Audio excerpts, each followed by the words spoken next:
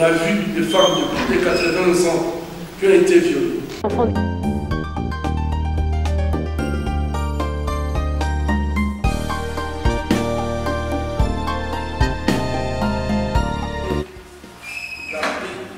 La fille d'enfant âgée que j'ai soignée, elle avait 6 mois, un bébé. Et ça date seulement, c'était au mois d'avril de cette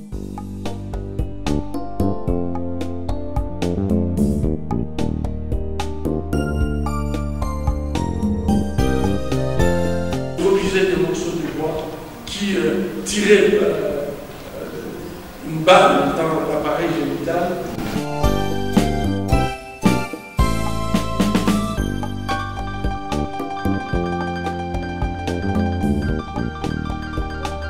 Lorsque les hommes sont violés en présence de leurs épouses et de leurs enfants, leur tendance suicidaire est très très élevée.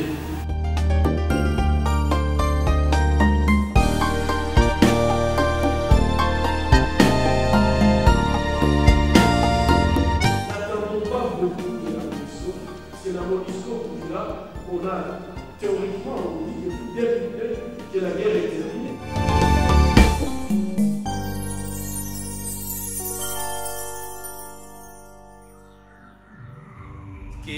La maison brûle.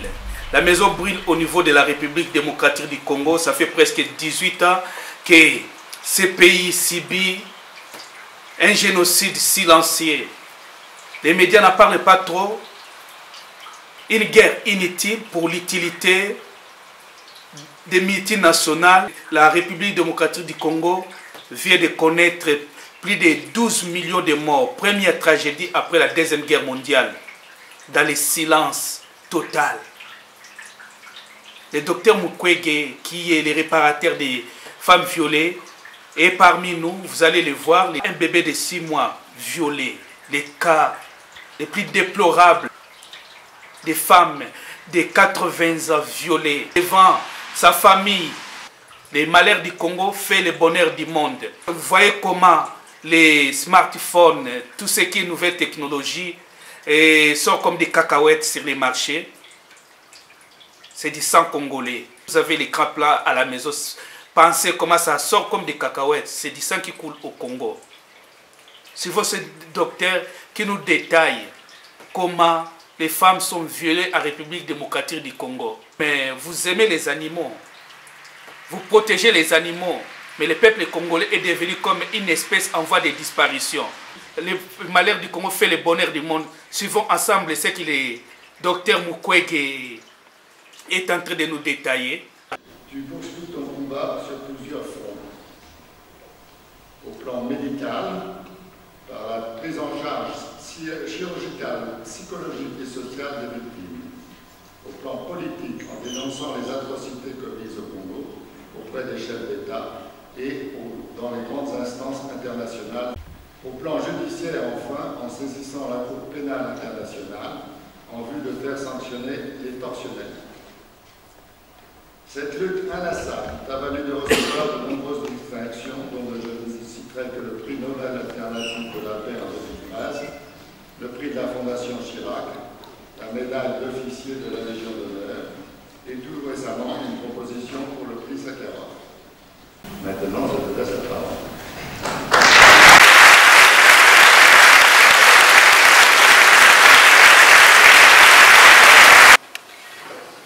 Être ici ce soir, c'est un grand honneur pour moi. Cet espoir s'était effondré par la violence qui avait commencé au Rwanda avec le génocide et qui a continué en République démocratique du Congo. Et malheureusement, cette violence s'y poursuit jusqu'aujourd'hui. Et c'est à ce moment-là que nous allons découvrir une nouvelle pathologie. Ça faisait pratiquement plus de 10 ans que je connaissais la région sur le plan médical et je n'avais jamais vu des femmes, des enfants mutilés, détruites intentionnellement. On l'appelle viol, mais j'ai toujours dit qu'il faut trouver une autre expression puisque ces mots viol prêtent à confusion. Quelqu'un qui brûle, qui tire, qui introduit une baïonnette dans l'appareil génital de la femme, c'est plus qu'un viol. Et lorsque elle est enceinte, puisque cela peut arriver, elle peut transmettre également ces virus à la génération suivante. Et c'est la grande question que peut-être vous pouvez vous poser, pourquoi ces violences, pourquoi ces atrocités? En fait, on avait fait une étude où on avait essayé de mettre deux cartes, la carte qui étudiait là où se commettent les violences sexuelles et la carte de là où se trouvent des mines. On a constaté en fait que les femmes que nous soignons à l'hôpital de Banzi venaient dans ces zones qui sont réputées riches en minerais comme l'or, le coltan, cassitérite, etc. En fait, quelles sont les caractéristiques de ces violences sexuelles en période de conflit? Ces viols sont méthodiques. Lorsque nous reprenons les histoires que ces femmes nous racontent, en fait, nous trouvons que ces femmes subissent des viols collectifs. La moyenne est environ de 3 à 4 personnes pour chaque victime. Ces viols sont publics. Donc, il est rare que ces femmes soient violées seulement en venant du champ ou à aller chercher l'eau ou le bois. Elles sont violées chez elles à la maison ou à des endroits publics où elles sont regroupées et elles sont violées par plusieurs personnes, mais souvent on oblige les parents, les enfants, les maris ou l'épouse et les enfants, quand c'est l'homme qui est violé, en fait d'observer. Et les hommes qui résistent, souvent en fait, ils sont tués. Ce qui fait que le taux quand même de veuves dans notre échantillon est très très élevé. Ça ne se limite pas à ça. Il y a des tortures et l'esclavage sexuel.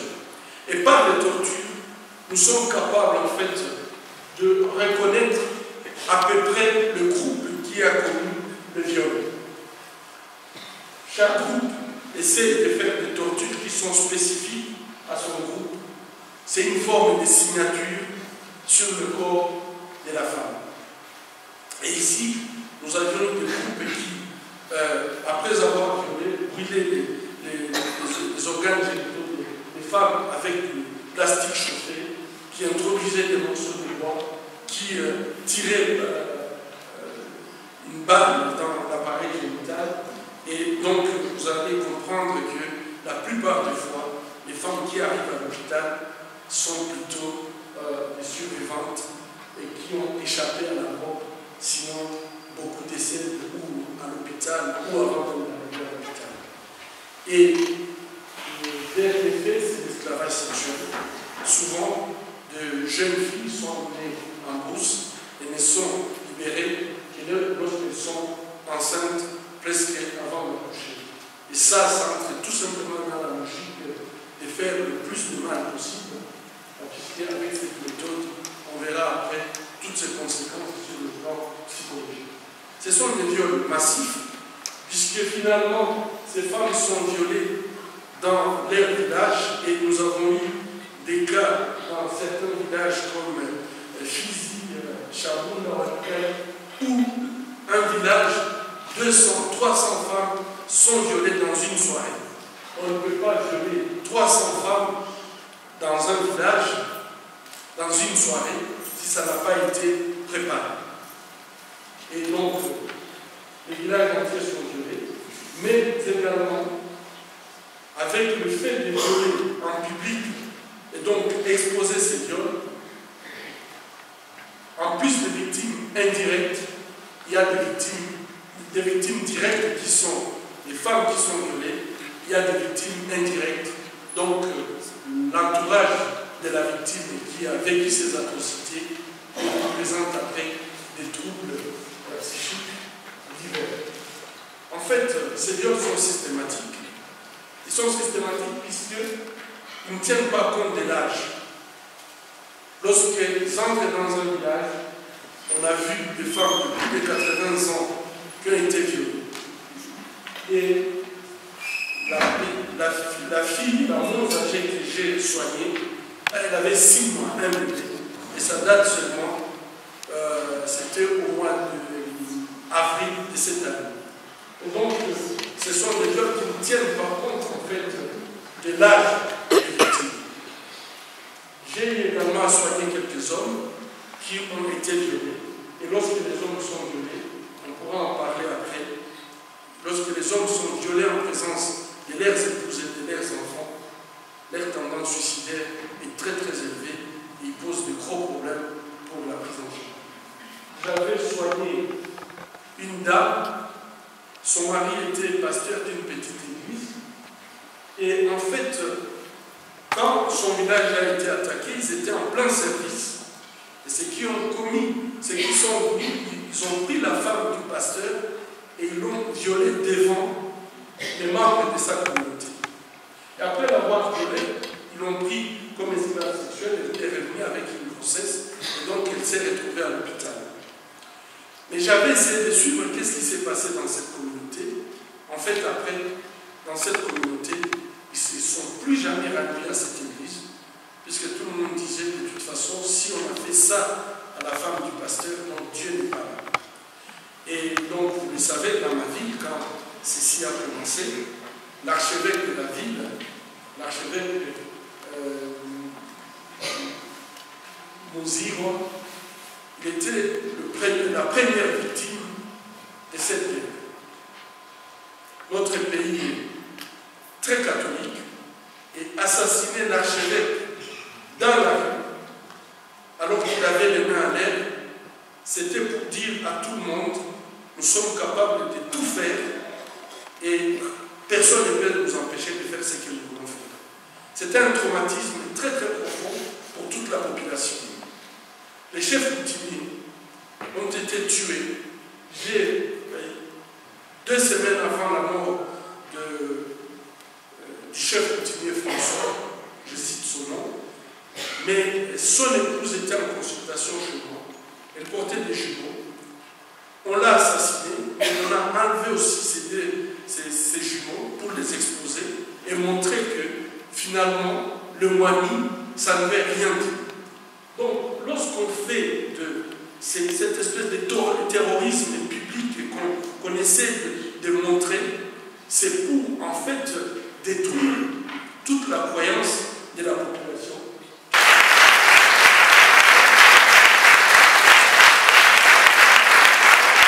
Maintenant, le temps des questions. Comment, en gros, au point de vue national et international, agir collectivement pour que cette région devienne une région en sécurité, comme vous le disiez? Comment agir et que demander à nos gouvernants? La France est un grand pays. Que demander que notre pays fasse seul ou avec les autres? Quelle campagne internationale mener pour qu'enfin on arrête? Alors il y a la question des armes et il y a la question aussi de qui achète le coltan. Donc dans quelles conditions ce minerai, s'il est utile, puisse être exploité dans des conditions qui ne mettent pas à genoux l'ensemble du peuple congolais? Merci. Je pense que la France, c'est un des membres du Conseil de sécurité, et la France c'est une puissance. Malheureusement, parfois, lorsqu'on parle aux gens que nous avons besoin de votre voix, souvent peut-être on ne se rend pas compte à quel point on est fort et qu'on peut changer la situation. Et moi, personnellement, je suis convaincu que si vos élus, si les élus savent que la population connaît la vérité et que la population demande à ce que ça change, la France peut influencer les autres membres du Conseil de sécurité pour prendre de bonnes décisions. Mais les élus n'agiront jamais s'ils n'ont pas la pression derrière base. Merci.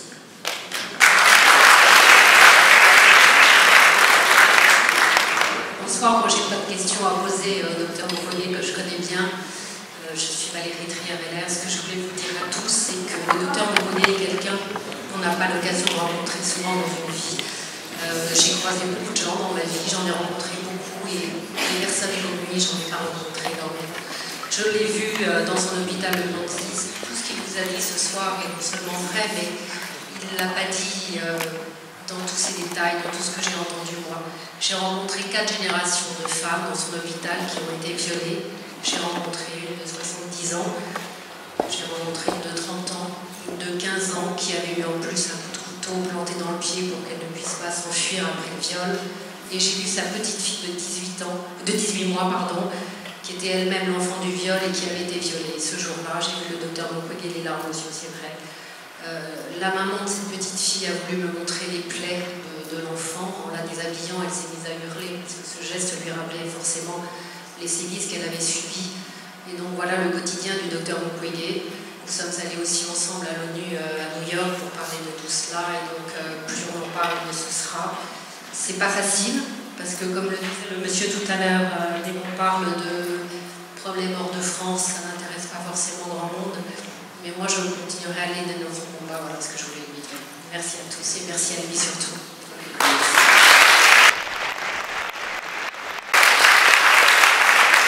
Oui, bonsoir. Je m'appelle Gali Okania, journaliste. Donc, je voulais poser la question au docteur Mukwege. Depuis que je suis né, on me parle du Zaïre ou le Congo, la République démocratique du Congo. C'est le pays le plus riche du monde en ressources naturelles. Il y a les diamants, l'or, manganèse, cuivre, cobalt, uranium, zinc, donc tout ce qu'on peut dire les minéraux. Mais on voit aujourd'hui les Congolais deviennent des espèces en voie de disparition. Je sais que quand il y a un chat, on jette un chat, et par la fenêtre ici, on voit les conséquences, les gens sont arrêtés. Mais la communauté, entre guillemets, internationale, en 2011, il y a eu des élections. La personne qui a gagné les élections, le père de la démocratie congolaise, M. Etienne Tshisekedi, on n'a pas voulu qu'il puisse diriger ce pays. Donc aujourd'hui, il y a la crise de légitimité. Vous êtes docteur, ça me fait très mal. Vous avez sillonné l'ONU, vous avez été par-ci par-là à Genève. On voit donc la politique des 2 poids 2 mesures. Mais aujourd'hui, vous parlez des effets de la guerre. Mais la cause, la racine déjà de la colonisation, comment les déraciner? Parce que tout le monde ici est en train d'écouter tout ce que vous venez de parler. Oui, donc moi mon souci c'est de savoir comment déraciner donc tout ce que nous subissons au Congo. Parce que ce n'est pas seulement à l'Est, tous les pays, celui qui dirige le Congo, c'était Rwandais. Donc comment déraciner cela donc? Voilà ma question.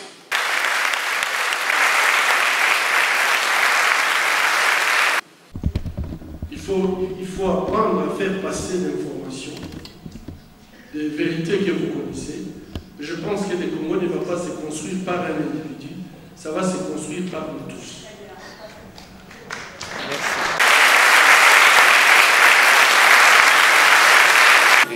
Bonsoir et bravo pour ce que vous faites.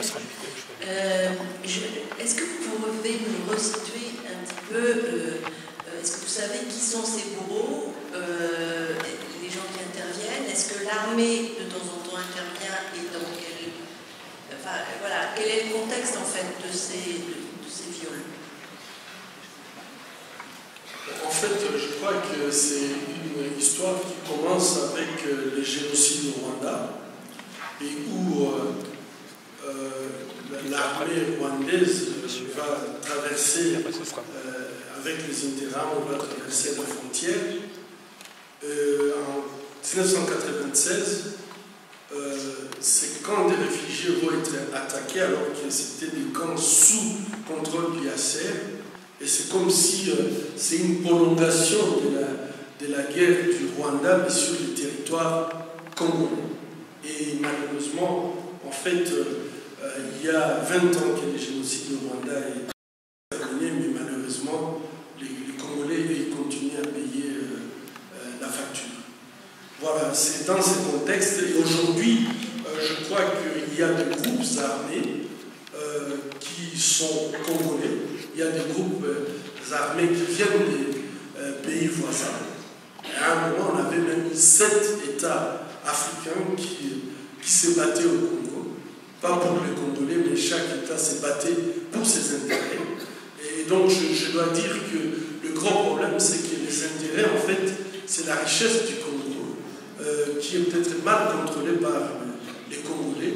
Et en fait, il y a tous les États en complicité avec les multinationales qui ont leurs groupes armés, qui exploitent à leur compte. Et je crois que c'est très très simple, c'est une guerre économique. À l'Est, à Kivu. Qui fait la MONUSCO? Parce qu'il y a les Nations Unies qui est là. Pourquoi il y a toujours des viols des bébés? Ça, je n'arrive même pas à comprendre. En tant que femme, en tant que mère, comme tous nous sommes là, personne, on ne peut pas accepter d'être touché. Et quand on imagine qu'un enfant qui puisse être violé, il n'y a même pas de sanctions. Et c'était aussi ça par rapport aux sanctions. Est-ce que les victimes portent-ils plainte? Est-ce qu'il y a des punitions? Parce que là, récemment, on a entendu, il y a des membres des M23 qui ont violé aussi, mais qui ont été amnistiés. Ils ont bénéficié de l'amnistie.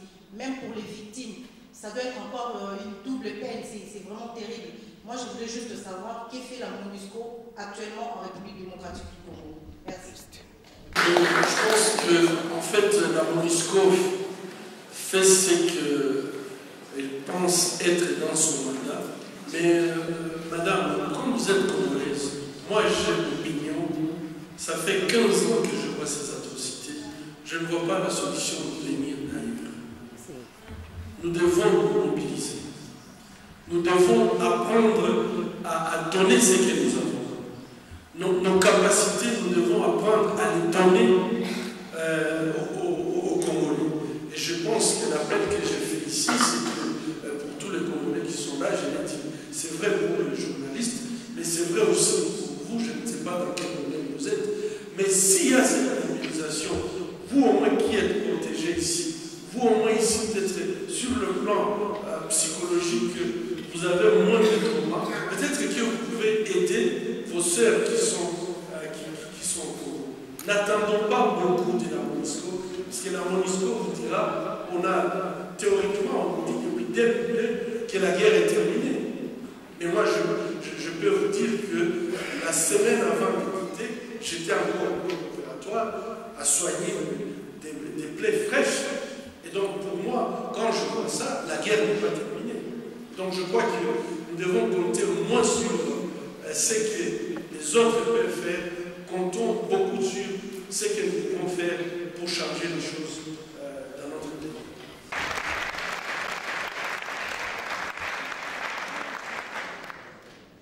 Comment nous, on va pouvoir sensibiliser nos contemporains. Et puis la troisième question, qui est une question profondément politique. Est-ce qu'on peut continuer à vivre dans un monde où l'économie et la finance nous dominent et qui arrive finalement à recoloniser des territoires entiers et à déboucher sur de l'esclavage? Je crois que la première façon de nous aider, c'est en fait de parler de ces messages. Puisque je pense qu'il y a beaucoup de gens qui s'imaginent que ce qui se passe en Afrique, c'est tout simplement en fait la barbarie africaine, les gens qui sont en train de s'entretuer, puisque ce sont des tribus qui ne s'entendent pas ou qui ne s'aiment pas. Ce n'est pas ça. Puisqu'en fait, dans le Kivu, les tribus en place, ils ne sont pas en conflit. Ce n'est pas une guerre tribale. Ce n'est pas une guerre non plus des extrémistes religieux. En fait, les gens ne se battent pas pour la religion. Et officiellement, on peut dire aussi que ce n'est pas une guerre entre les États. C'est une guerre tout simplement pour contrôler les ressources. Plus de 70% du coltan mondial viennent de cette région où les femmes sont torturées, où les femmes, en fait, elles sont tuées tous les jours, juste pour faire cette œuvre. Et je crois qu'aujourd'hui, nous devons être conscients qu'il y a une évolution de la façon de se battre. Je crois que celui qui viole la femme de quelqu'un en face de son mari, en face de ses enfants, c'est la même chose que les images qu'on nous envoie des gens qui décapitent les gens et mettent ça sur la télévision. C'est pour faire le maximum de terreur, en fait. Et ça, je crois que si le monde ne se rend pas compte que détruire la femme, en fait, c'est comme si nous sommes en train tout simplement de refuser notre propre humanité. Je crois qu'il diffuser l'information. Nous pensons que c'est possible et comptons sur votre générosité pour nous aider à rassembler cette somme. Nous remercions à nouveau Denis Mukwege, je ne sais pas où il est parti, pour son détour, parce que c'était un détour, nous l'avons arraché, un petit détour, quelques heures sur Angers, pour venir nous voir après 30 ans de connaissance. Nous sommes toujours heureux de le revoir. Nous avons le privilège de rencontrer une personne pour qui amour et service du prochain ne sont pas des mots, pas une façade, mais une réalité de vie. Merci de votre attention.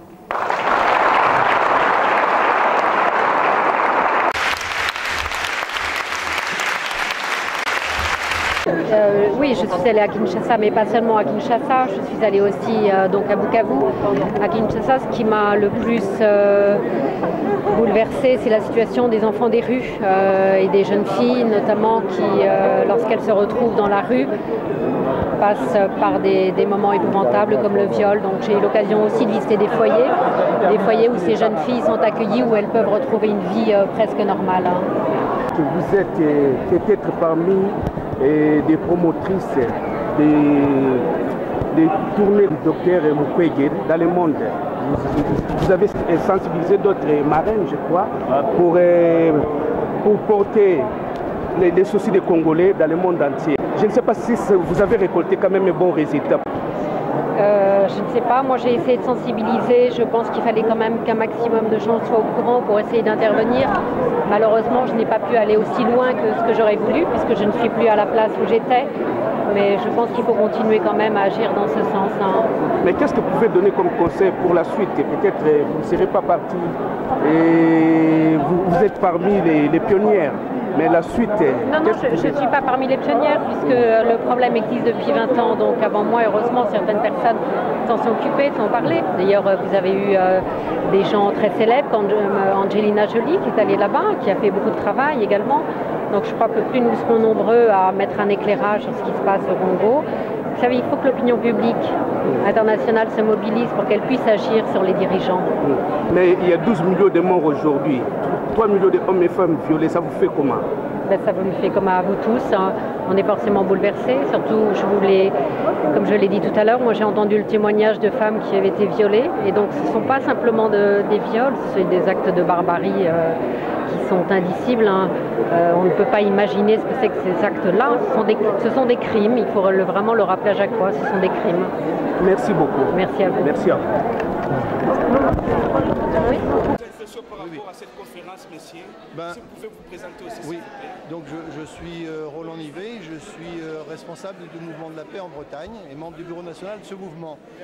Cette conférence m'a éclairé sur plein de choses, en particulier sur notre capacité et la nécessité d'agir sur le gouvernement français pour que par ricochet il fasse pression politique, soit sur le gouvernement congolais et également aux Nations Unies, pour qu'on arrive à trouver une solution. Donc j'ai trouvé dans les réponses du docteur des éléments de réponse fort intéressants sur l'importance de la solidarité, mais aussi de l'action politique. Mais quand il y a des pyromanes qui deviennent pompiers, comment arriver à arrêter cette guerre? Parce que les pompiers jouent les deux rôles, les pyromanes et puis les pompiers. Alors les problèmes congolais pour nous sont un peu compliqués même je lis beaucoup, à comprendre où sont les forces sur lesquelles on puisse s'appuyer. Il est évident qu'il y a des changements politiques qui doivent être le fait des Congolais eux-mêmes, mais nous, avec les Congolais, entre peuples, on doit pouvoir trouver des moyens de solidarité active. C'est celle-là que j'ai envie de trouver, qu'on a un peu de mal, mais que la conférence aujourd'hui m'a donné beaucoup d'espoir sur la capacité de travailler ensemble entre Congolais et Français, chacun dans son rôle, en respectant l'indépendance de votre pays et vos choix politiques. Nous trouvons que le Congo n'est pas indépendant.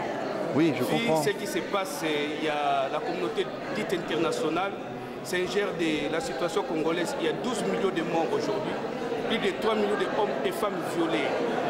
À qui les Congolais peuvent s'appuyer maintenant?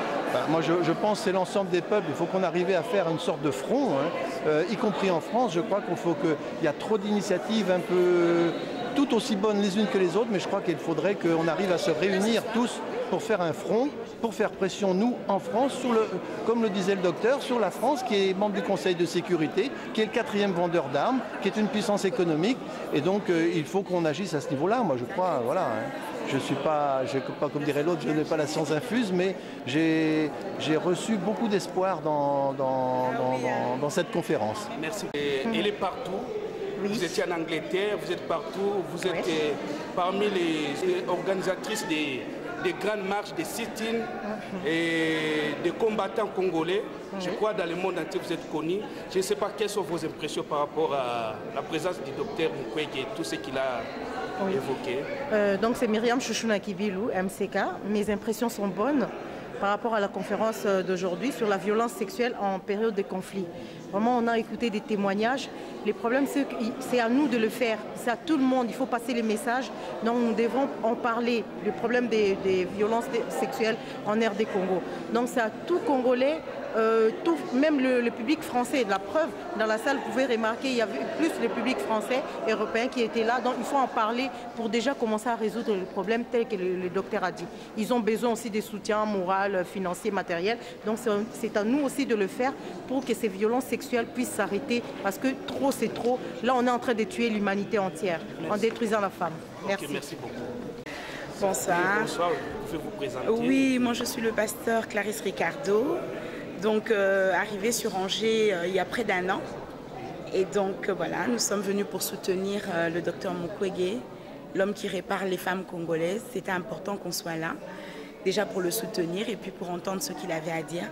Ça a été extraordinaire, il a bien défini les choses et on a compris que le problème du Congo ne concerne pas qu'une personne, mais c'est à chacun d'entre nous de contribuer pour réussir demain à changer la donne. Merci et beaucoup. Nous y croyons par la grâce de Dieu. Je ne sais pas si vous avez quelque chose à y ajouter, non? Mais écoutez, moi je suis servante du Seigneur, donc je pense que tout ce qu'on peut faire, si nous n'associons pas Dieu avec nous, nous passerons à côté. Ok, merci beaucoup. Oui, je m'appelle Fatima Zedira, donc je viens de Rennes. Je viens voir ce monsieur qui répare la dignité, l'humiliation par laquelle les femmes sont mutilées, sont dans leur chair, dans leur corps, dans tout ce que vous voulez. Et donc je suis venue de Rennes et je me suis dit il faut absolument le voir. Et donc avec nos amis du Mouvement de la Paix, on est allé porter la cause. Donc quand on a su la cause de ce qui se passe, toutes les violences qui sont faites aux femmes du Congo, on est allé la porter jusqu'au Forum mondial de Dakar. Et sur Rennes, je voulais apporter ce témoignage-là. Je œuvre aussi auprès des femmes migrantes. Et parmi les femmes migrantes, on reçoit les femmes congolaises. Et ces femmes-là, je veux dire qu'elles subissent une double peine. C'est-à-dire, d'un côté, elles arrivent avec tout ce qui leur arrive là, et elles sont complètement dans des situations de précarité totale. Elles errent dans la ville de Rennes, elles appellent tous les jours le 115 pour être logées. On nous dit voilà, il n'y a pas de place. Donc, ils n'ont pas de papiers. Elles sont pourtant réfugiées, elles sont demandeurs d'asile, oui. Elles ont le droit d'être là. Donc les conventions de Genève, on les a bien signées.